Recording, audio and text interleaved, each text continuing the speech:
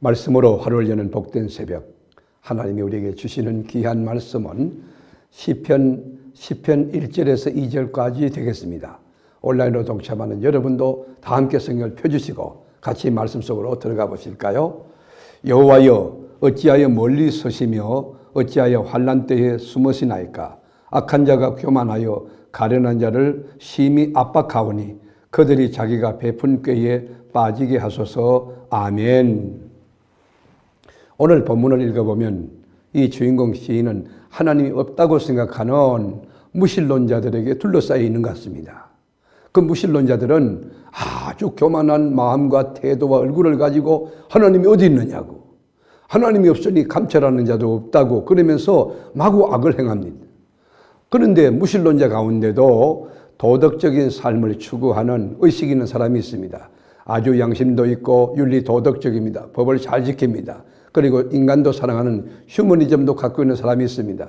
그런데 더 적극적인 무신론자들은 하나님이 없다는 확신을 갖고 있는 거예요. 아주 신념, 그대로 그 신앙이에요. 그것도 하나의 신앙입니다. 아주 그러면서 악하고 공의롭지 못하고 자기 중심적이고 세상적인 방법을 동원하는 그런 유형의 사람이 있습니다. 이들은 하나님의 존재도 안 믿지만 심판도 믿지 않기 때문에 모든 것이 자기가 설계한 대로 자기가 뜻한 대로 진행될 것이라는 확신을 가지고 있어요. 그게 흔들리지 않는 거예요. 그들에게는 하나님이라는 존재가 아예 없어요. 그들만이 존재하는 것입니다. 누구도 자기들의 행동을 제동할 수가 없고 또 멈추게 할 수도 없고 자기의 생각을 꺾을 수 없다. 그러므로 내 뜻대로 된다, 내 계획대로 된다, 내 생각대로 된다 확신하고 있는 아주 자만합니다. 교만합니다. 그래서 이 땅 위에서 자기의 욕심을 채우는 일이라면 수단 방법을 가리지 않고 행동으로 옮깁니다. 힘없는 자를 땅의 티끌같이 여기면서 자신들만의 세상을 꿈꾸며 휘휘낙낙합니다. 그렇게 해서 세상 사람이 부러워하는 위치까지 오를 수도 있습니다. 소위 성공에 가도 출세할 수 있다는 것입니다. 그런데 참으로 이상한 것은 이 머리로 하나님은 인정하지만은, 그러나 예수를 믿는다고 하고 교회도 왔다 갔다 하지만은 이 종교인들이 있어요. 이런 사람들은 교회 안에서 전도 대상자고 교회 안에 무신론자인 것입니다. 그런 사람이 장로님 가운데 있다면은 그 불행한 것이지요. 그런 사람이 목사 가운데 있다는 것은 있어도 안 될 일이지요.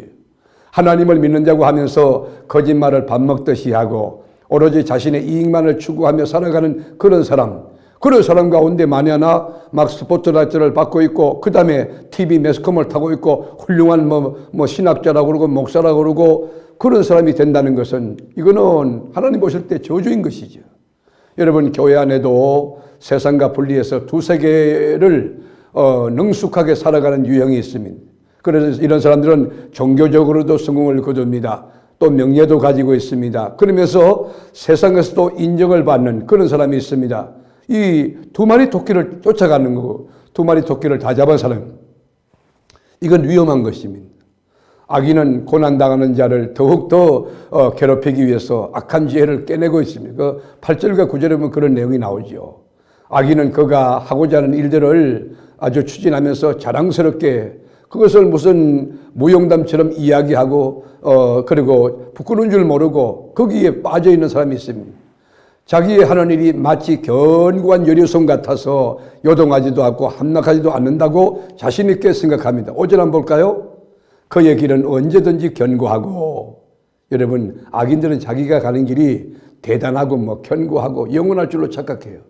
주의 심판은 높아서 그에게 미치지 못하오니 그는 그의 모든 대적들을 멸시하며, 그러니까 사람을 멸시하는 거고 사람을 무시하는 겁니다.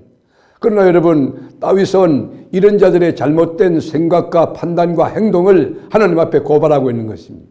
하나님, 일어나셔서 손을 들어서 이들을 좀 부러뜨려 주십시오. 이들의 하는 일들을 좀 막아 주십시오. 그들의 악행을 하나님 더 이상 진행하지 못하도록 도와주십시오. 다윗은 이렇게 토해내지 않으면 숨이 막힐 것 같은 가슴이 뜨겁고 가슴이 아파서 견딜 수가 없었습니다. 여러분도 그런 상황들 경험해 보지 않습니까? 악인이 득세하고 악인이 성공하고 악인이 잘 된다는 거예요. 의인은 정말 착하게 사는데 정직하게 사는데 잘 되지 않는 경우 있습니다. 그러나 하나님이 보시는 거예요.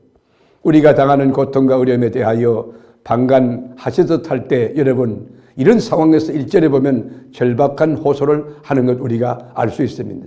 다윗은 악을 규탄하기 전에 자기 자신이 갖고 있는 현실을 하나님 앞에 고백합니다. 하나님은 살아계시고 의로우시기 때문에 그 악을 아는 것 아닙니까? 그 악을 갚아줄 것을 믿는 거예요. 그래서 주께서는 보셨나이다라고 말해요. 14절에 보면 주께서는 보셨나이다. 이렇게 보고 있다는 동사를 쓰는 거예요. 우리 주님은 우리 입장과 처지를 보고 계십니다. 우리 가정과 그리고 우리 일터와 자녀의 현장을 보고 계시고 우리 교회를 들여다보고 계시는 거예요. 우리 주님은 보시면서 주는 재앙과 원한을 감찰하시고 주의 손으로 갚으려 하시오니 외로운 자가 주를 의지하나이다. 주는 벌써부터 구하를 도우시는 이신이다. 이거 반전 아닙니까? 주님께서는 보시고 의로운 자의 원한을 감찰하시고 갚아준다고 고백하고 있습니다. 그러면서 이 다윗은 여호와여 일어나소서, 여호와의 손을 드시옵소서. 여호와가 왜 일어나야 될까요? 왜 손을 들어야 할까요? 연약한 자를 돕기 위해서. 12절 보면 여호와여 일어나옵소서, 하나님이여 손을 도옵소서, 가난한 자들을 잊지 마옵소서. 연약한 자, 가난한 자, 의롭게 사는 자, 그들을 도와주기 위해서 손을 들어달라는 거예요.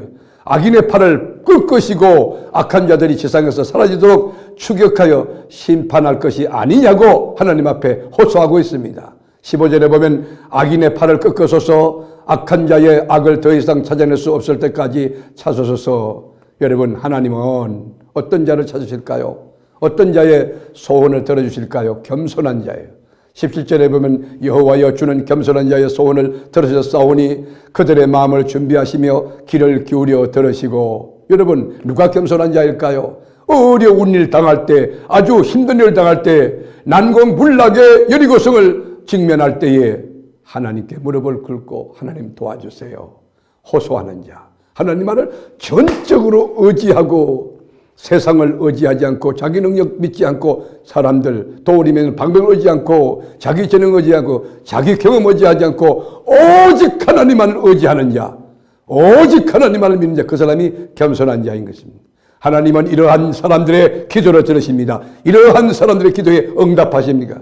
여러분께 답답한 일이 있습니까? 사방이 우겨싸여 있습니까? 문제가 있습니까? 모든 것을 들으시고 응답하시는 하나님께 겸손한 마음으로 무릎을 꿇고 기도하고 또 그렇게 될 줄 알고 감사하며 살고 계십니까?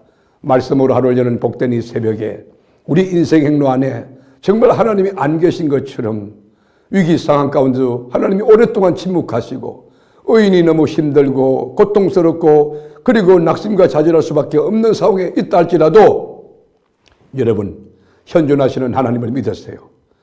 악인의 팔을 꺾으시고 그리고 심판하실 공의로운 하나님을 믿으세요. 오늘도 하나님을 믿는 믿음 가운데 주님과 아름다운 동행을 힘차게 하시는 여러분이 되시기를 축복합니다. 주님, 악인들이 득세하는 세상에서 의롭게 산다는 것, 믿음을 갖고 산다는 것, 그리고 하나님의 뜻을 세운다는 게 너무 힘들고 고독하고 어려워서 주님께 호소합니다. 하나님, 우리 약함을 도우시고 우리의 이 의로운 마음을 상하지 않도록 격려 위로해 주옵소서. 성령으로 충만한 믿음의 삶을 살아내며 오늘도 주님 손 붙들고 한 발자국 두 발자국 주님 가까이 전진하고 주님과 함께 동행하는 복된 삶을 성롭게 살게 해 주옵소서. 예수님의 이름으로 간절히 기도드립니다. 아멘.